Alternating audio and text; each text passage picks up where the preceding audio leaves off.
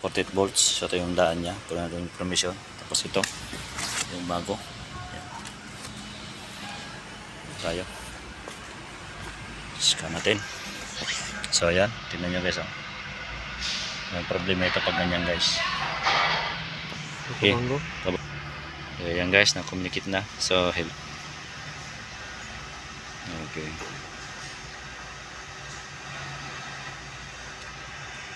Okay, scan na guys para makita natin kung saan ba yung problema.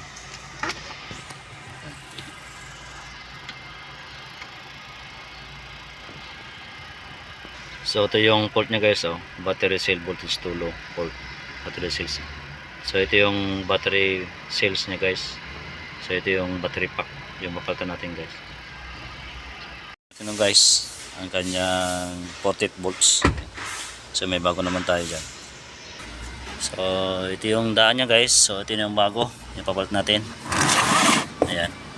So tingnan natin yung 48 volts. Ayan. So ayan guys, ito yung bago. Dito lang yan. So yan guys, na-install natin. So basic lang na pang-install guys sa ating 48 volts. Ayan. Okay. Okay na guys, na-install na. Kabit na natin yung mga accessories niya guys. Ito na-program natin guys. Ayan, sa ating Okavango. Sa list tayo guys. Ayan. So nag-communicate naman guys, oh. Ayan, execute na. So tapos natin sa ECU. Ito sa ECU function. So magiging successful na yan guys. So successful. So okay na guys. Ayan.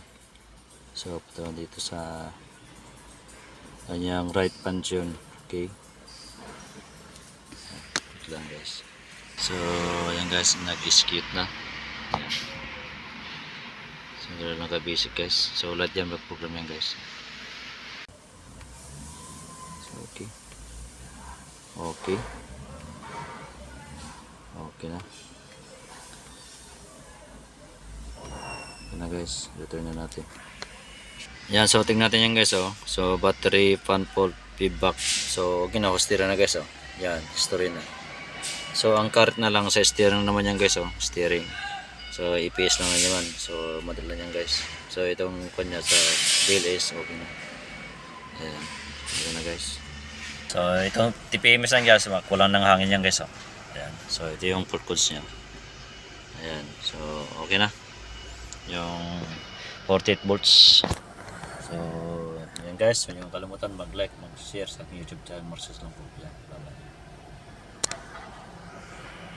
Okay na ang kanyang 48 volts. So normal na. Ayan, oh. Ang reading guys. Okay.